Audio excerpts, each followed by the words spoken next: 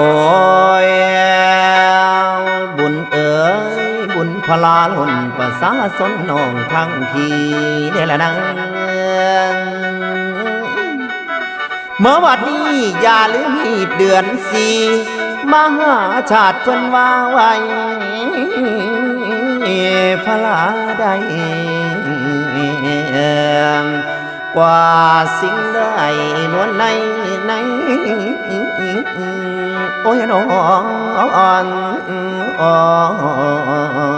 โอ้ยลันนา